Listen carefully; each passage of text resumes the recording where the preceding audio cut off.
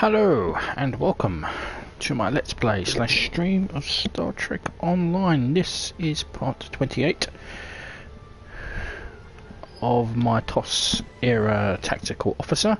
We're about to do the last mission in Spectres, Night of the Comet, so we're going back in time again to the 2265. This time we're going to go and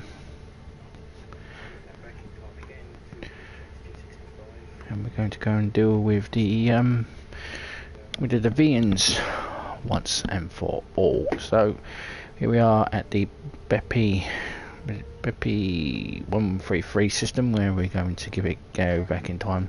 Don't particularly enjoy this mission, not the start of it anyway. So we're incoming Hal, and let's speak with Franklin Drake.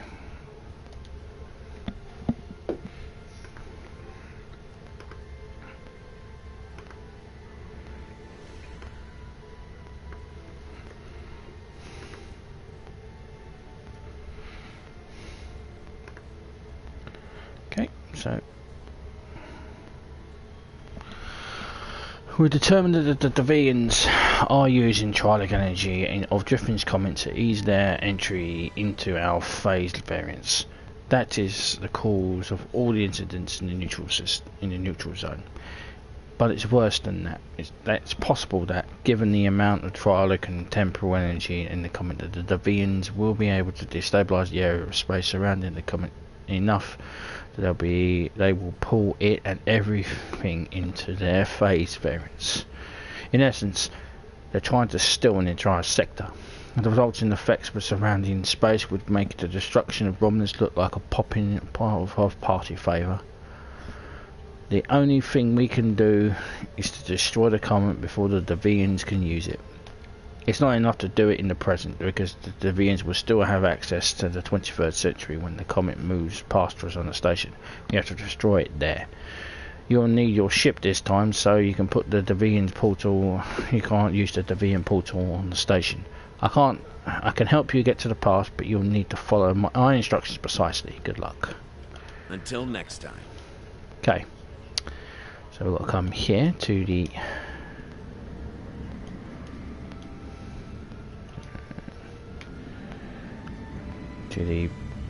and we shall begin Night of the Comet.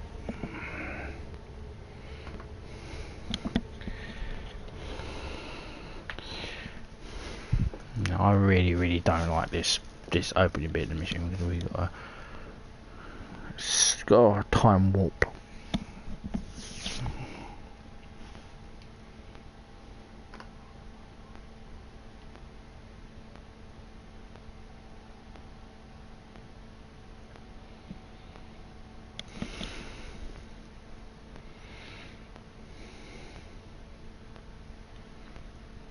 Time warping is annoying.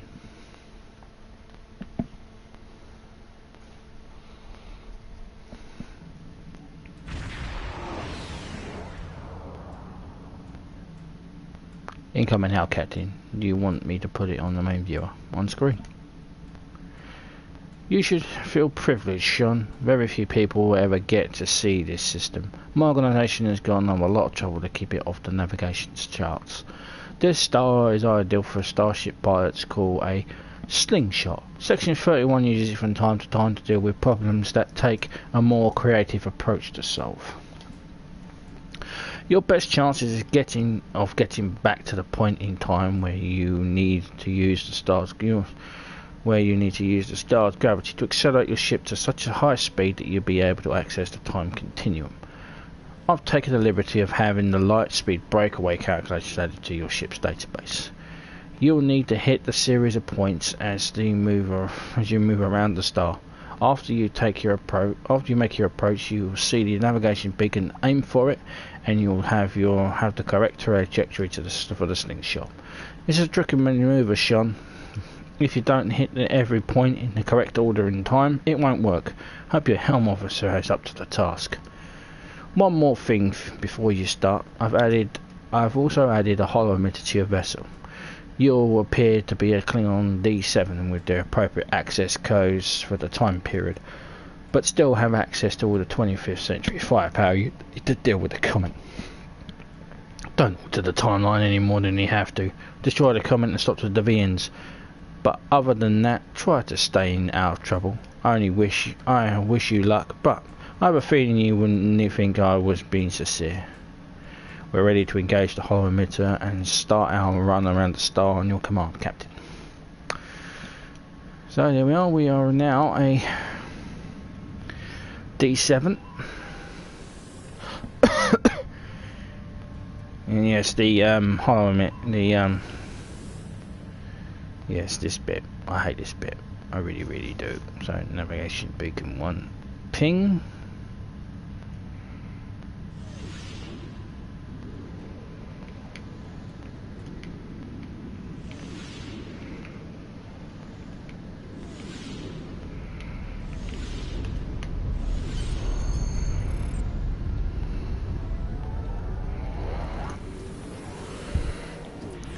Wow, did it first time. Takes no pressure there, eh?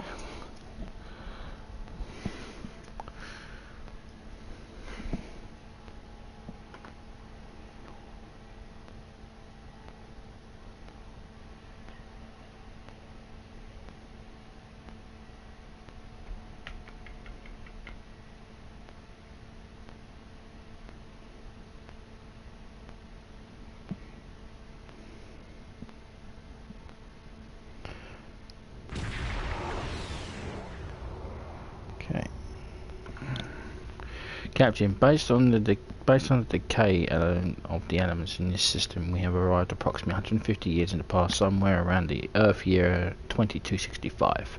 Sir, incoming HAL is from a Constitution class starship identifying itself as the USS Reuben James. Putting it on screen now. Attention, unidentified ship. I am Commodore Jacob Ross in command of the USS Reuben James. We have been searching for a Klingon vessel reported to have attacked a colony in the Gliese system. You fit the description of the ship we are looking for. Unless you can prove you are not, we will take immediate action.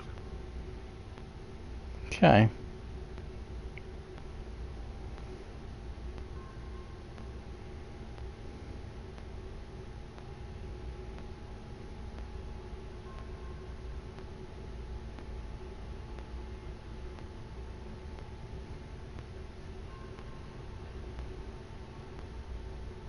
So just bear with me.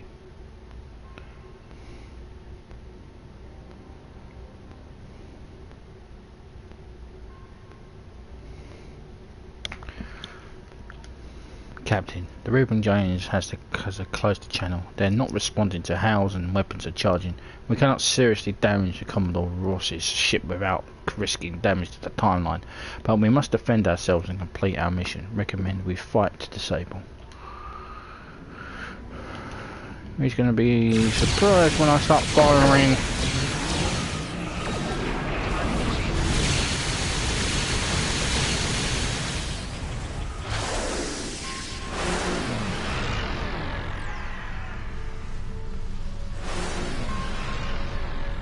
To any ships in range, please, we need help.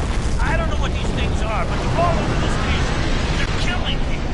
Please, you have to help us. Captain, the Comet's approaching the station. Its Stardate energy is making it easier for the Devidians to manifest. The people on that station don't have any way to fight them. We have to help them, or they'll all die. Yeah, she's right. We need to head over there now. I need to change my weapons because I was using my character in a for something else.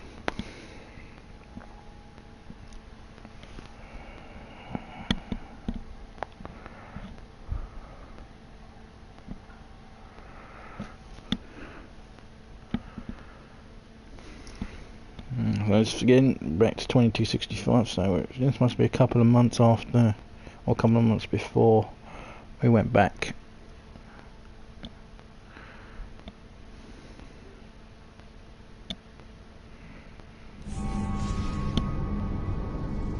Captain, I'm reading multiple Deviant life signs.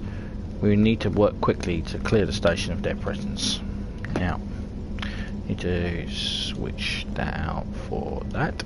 And let's let's go and deal with these Deviants.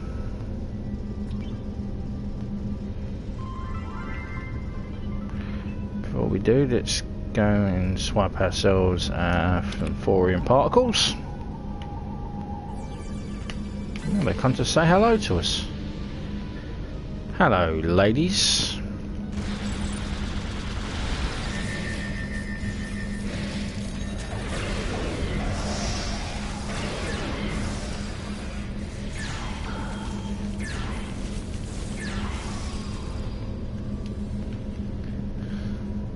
Yeah, the Deviants, they're, Sir, I don't think anyone has appreciated the Deviants crashing their party. I'm detecting weapons via broken glass and signs of struggle. It's a bar fight, sir, and we need to quell it if we want to have any chance of stopping the Deviants. The Temple Prime Directive is in effect, so I recommend we set all weapons to stun to minimise possible damage to the timeline. Okay. Yeah, you don't want me vaporising people with a 25th century weapon now, do you?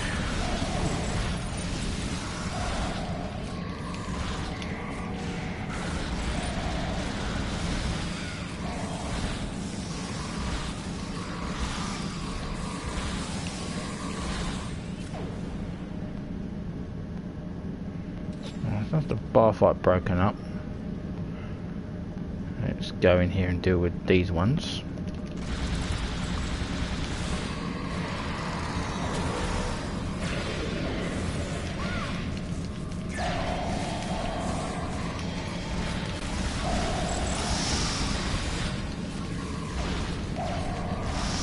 Now we all have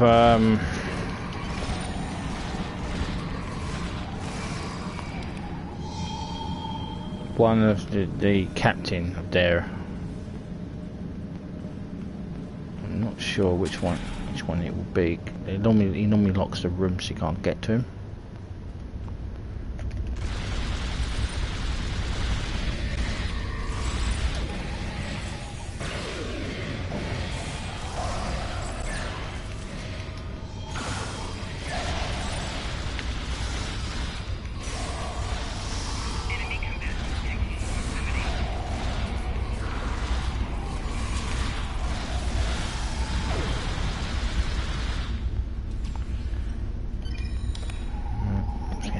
Thorium gas.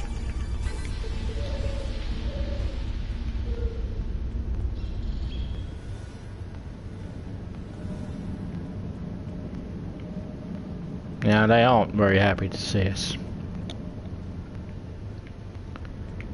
There's the yellow dot.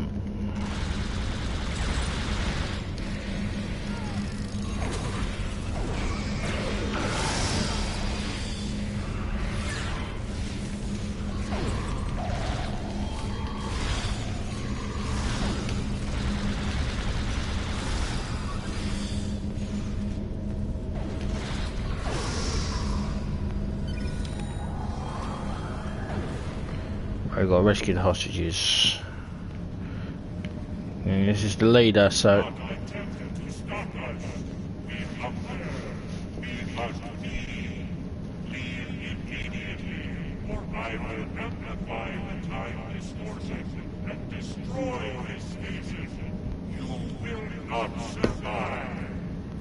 Hey, those things are holed up in the lounge, and they've got some of my customers in there with them. The door is barricaded, but a few hits with a phaser should take care of that. Get my people out of there! Yeah.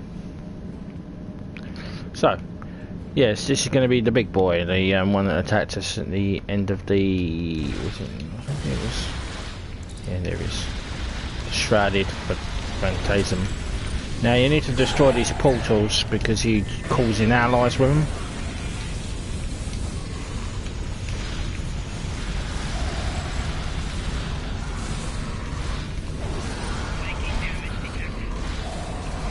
Once they're gone, he can't call in buddies, so...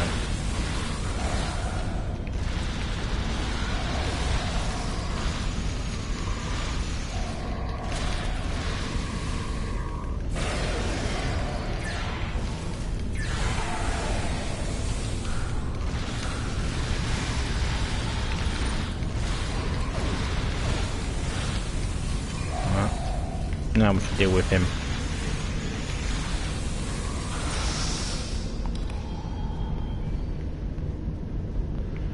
And we're going to meet another member of the Enterprise crew, Lieutenant Commander Scott. Another one who in the first episode mentioned the fact he's seen us before. So we get to speak to him now. If Comet would get out of the way. Thanks for the help, friend. What were those things? Damn spirits snuck up on me. I noticed a spike in trialic energy, and I was working to adjust the station's shields to compensate. I went to fetch a hyperspatter, and I was attacked. If you help me, I can finish my repairs before the trialic energy reaches lethal levels. By the way, you can call me Scotty.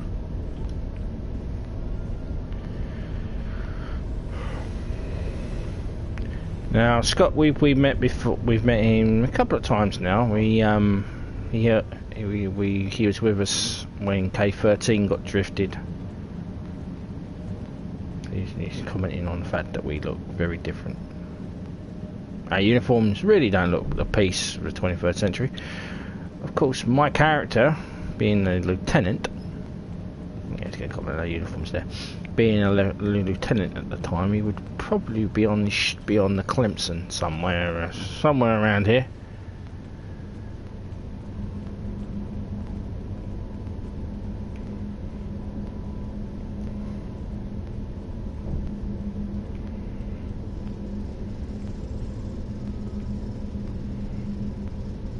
This is the engineering deck of the Driffen station in the 23rd century. Just as I suspected, the trialic energy is increasing. We'll be cooked like a haggis if we don't do something about it. There is a wee store on this station. The lass who runs it, Cassidy, said they might be getting a supply of the new quantum flux regulators. The Mark II versions. If we had one of those regulators, I could modify the flux coordinating sensors and use them to modulate the shields protecting the station. That would buy us some time. Go find Cassidy. She'll know where they are. Now, Cassidy, she is going to be a bit shell-shocked. As you would be when you see a weird alien-like looking thing come to suck your brains out. What were those things? They were floating, and one looked at me, and I felt so weak. And then it lifted me up, and oh, it was horrible. Oh, are you looking for something from the store? A quantum what? I'm sorry. I'm just too scared right now to think about selling anything. I'm closing down until I get my wits about me. Maybe it would be best if I packed up and went back to Sherman's planet. I don't know. What can I do to help? Oh, I don't know. Maybe a nerve tonic would soothe me. A nice stiff one, you know. Can you get one for me? Now, I always had a problem with the voice actor, with the person intended to voice act for Cassidy there, because he's attempting on a Irish accent, a little bit of an Irish accent with her, but you can tell that's the captain of the station there, unconscious. So we've got to try and speak with Celsi. Who do you think you are? First the lights go all strange, then these weird creatures show up, and worst of all, you're here picking fights with my best customers. Look at dear, brave, handsome Captain McQueen here. He could have been killed. You should be ashamed of yourself. About the nerve tonic? Nerve tonics? How can I think about nerve tonics when my sweet Captain McQueen is injured? Well, if you want to know about any sort of exotic beverage, go ask that drunken Scotsman. Lieutenant Commander Scott. He knows more about alcohol than anyone I've ever met. While you do that, I'm going to make my sweet prince all better. Now, I don't remember having to speak with her before. Normally you speak with the bartender, but I guess unless I've never spoken to her before.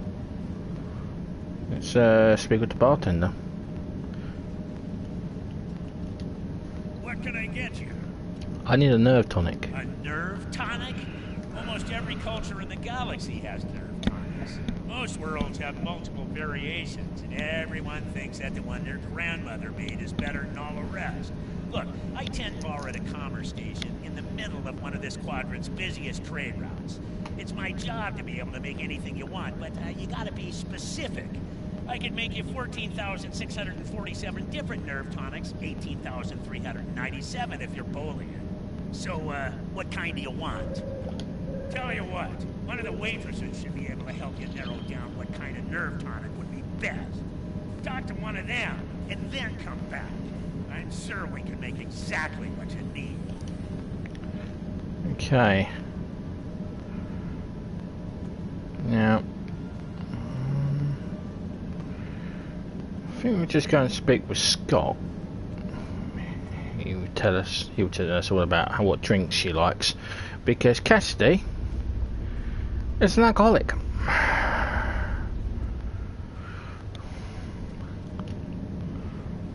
Yeah. No real skin off her nose, but yes, she's basically an alcoholic. An alcoholic Irishman. Or Irish woman. No stereotype in there. Did you get the quantum flux regulator? Do you know anything about a nerve tonic? Nerve tonics? Ah, you don't look like you need one of those. These wee beasties are troublesome, but they're not as bad as a ship full of angry Romulans. Now, I've been known to enjoy an occasional nip of Scotch whiskey. That's the only nerve tonic you'll ever need. Why do you need to know about them? I'm looking for a nerve tonic for Cassidy. Oh, for Cassidy. Now that makes sense. She's a body lass, that Cassidy, and more than willing to spend a little time with the right Starfleet officer, if you know what I mean. But she hasn't got the stomach for fighting. Is she alright? I hate for anything to happen to her. So not only is she a alcoholic, she's also the station's go-to. I mean, that's a polite way of putting it. She's shaken up, but she'll be fine. Glad to hear it. Sounds like she needs something to take a wee bit of the edge off. And that happens to be one of my specialties, along with transwarp transporter technology and warp field mechanics. Cassidy's been meeting me every evening in the bar for a spot of cheer, but I've never seen her order a nerve tonic. Perhaps if I told you what she likes, you'll be able to figure out the right mix. The bartender will help you. What does Cassidy like to drink? I've seen Cassidy order these drinks. Now, we could go through and he'll tell us about every single one of these drinks. How she likes it. So basically, this is all the drinks she likes. So yeah, like I said, alcoholic. We're not going to go through every single drink because I've got a walkthrough that tells me what drink to make. So we'll come back to the bartender and we say to him, What can I get you? I need a I'll drink. need some more details before I can make a drink for you. If you need help figuring out what combination of ingredients you want, you should talk to one of the waitresses. That's what they're here for, after all. So, do you want it to be hot or cold? Now we want it to be hot. What kind of flavor profile are you looking for? Sour. How strong do you want this drink to be? A little pick-me-up should do it. How would you like this drink to be served? In a stemmed glass. And last but certainly not least, what kind of garnish would you like? A drop of honey. This should be all the info I need.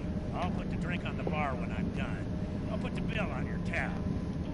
Thank you.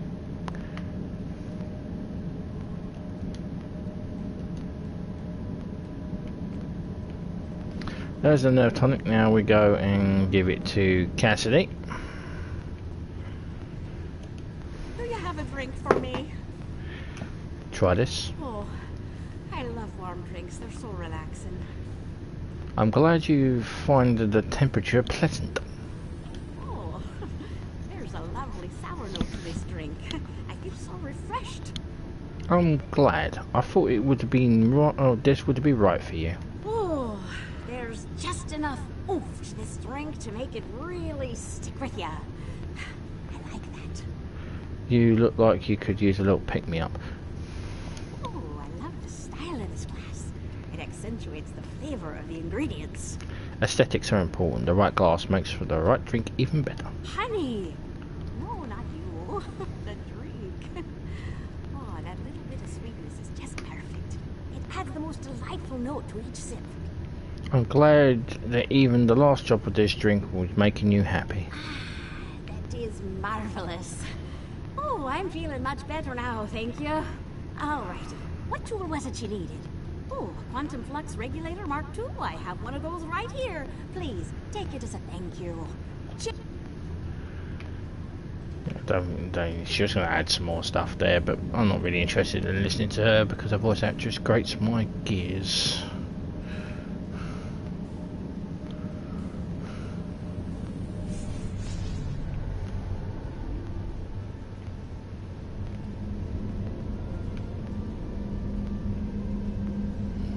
That mean they're coming back.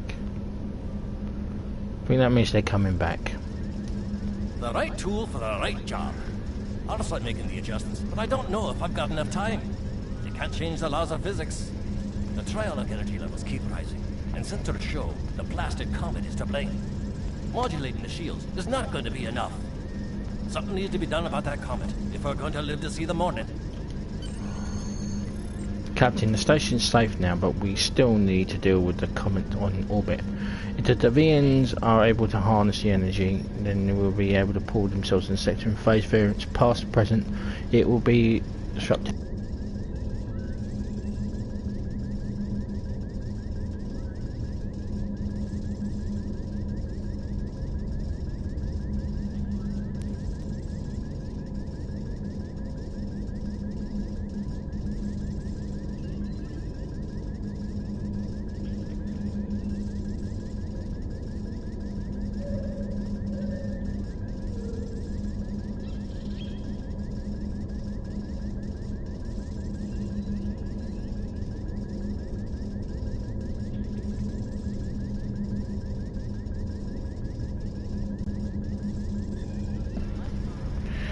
Okay, so let's return to the ship.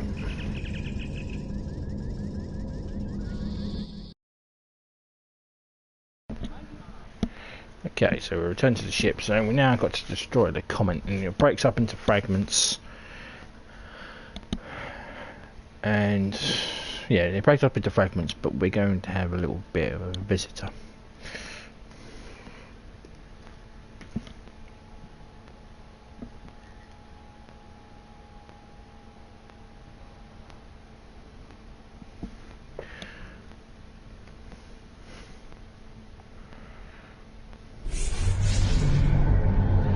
This is as close to the Comet's trajectory that will take us to the Rosanna station, Captain. We need to destroy the Comet if we need to save time. So, a group of Klingon vessels have entered the system. The lead ship is hailing us, putting it on screen now. Ah, a ship from the House of Duras. I am Captain Bavat, son of Warot, and leader of my house. My brother died due to Duras' treachery. I will avenge his death with the destruction of 100 Duras ships. Prepare to die! Now, Captain Bravat, of course, we know him. He was in the Klingon War storyline, so we can't really kill him. Captain, we can't afford to change the course of events that are more than altered already. We know that Captain Bravat survives this day, but we need to attempt to disable his forces. He will be calling in the reinforcements and need to destroy the Comet and return to our time before we are overwhelmed. So,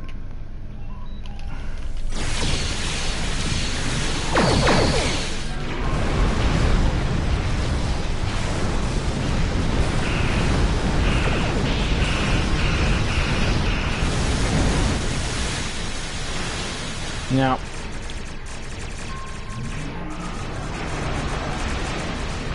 for the Comet will break up into 4 fragments. Every fragment a Klingon ship will attack.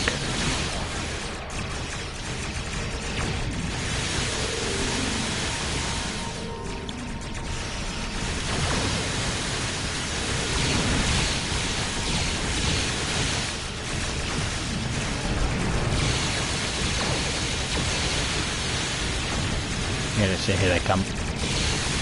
Now hopefully my fighters will protect me.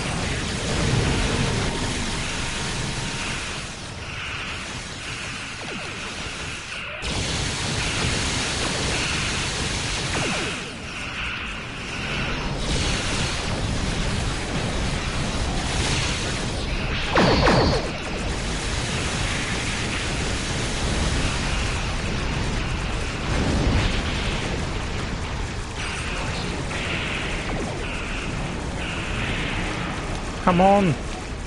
Do you target the bloody Klingon vessel?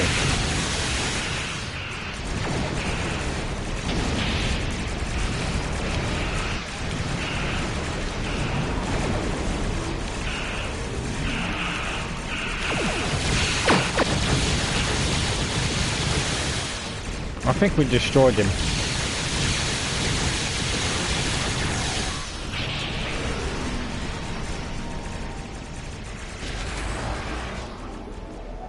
Yeah, I think we destroyed that, but it doesn't.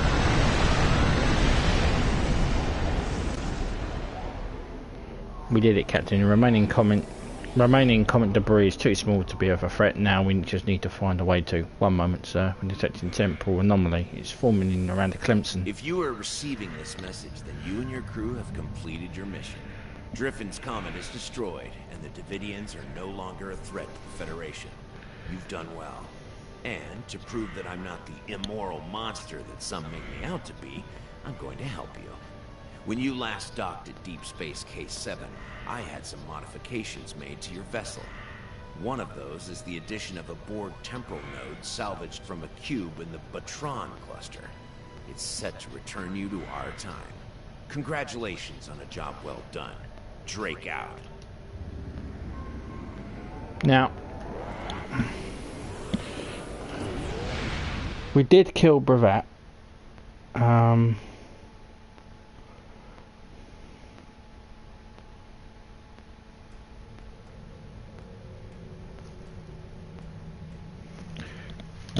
We did destroy Brevat, but for some reason the timeline is not affected. It's a bug. Excellent work. I knew I could count on you. The disappearance of Driffen's Comet in the 23rd century will be a scientific curiosity. I have taken steps to suppress information that might reveal our involvement, and I trust that you and your crew will refrain from telling stories about what happened here. After all, we're getting along so well. One thing I hope you'll take away from all of this is that any opinion you may have of the immorality of so-called rogue elements like Section 31 is a bit naive. Contrary to popular opinion among some Starfleet officers, we do not spend our days plotting evil and committing random acts of villainy like characters in a bad holo novel. We protect the Federation from threats. Thanks to you, the Devidians are no longer on that list. If you think about it, everything we do is to preserve the freedoms you so enjoy. You should be grateful. Drake out. Yeah, I'm not particularly grateful about you, Franklin Drake, because I think you're a psychopath, but you know what, anyway. So, this mission, also, because I carted off in the 21st century, I do actually have Federation Type 2 and Type 3 phases in my bank, and that's the only way, other than, I think the mission's the other way only in the 21st century, other than going to do the being in a fleet and getting having a high enough K-13 fleet station to be able to purchase Type 3 and Type 2 phasers. They will be better than these, of course, but you can pick these. But this is the mission outside where you can actually pick them up, so you can get a type 3 or a type 2 hand phaser. Until next time. So we've now completed the mission, and that's it. We're all done for that. So what we're going to be doing next is getting back onto the episode trail, and we'll be heading to do Lost and Found, and we'll be starting the Cardassian struggle. At the end of the Cardassian struggle, we'll do another featured episode, which will be Lost Dominion. So we'll be doing Lost Dominion after we do it. So when we come back for part, what bloody part I'm in now, part 29. So we'll be doing Lost and Found, and I can't remember what that one's called. I've done it so many times, but I can't remember what it's called. But we'll be doing the Cardassian struggle. So thank you very much for watching, and I will see you in part 29. Live long and prosper. Ciao.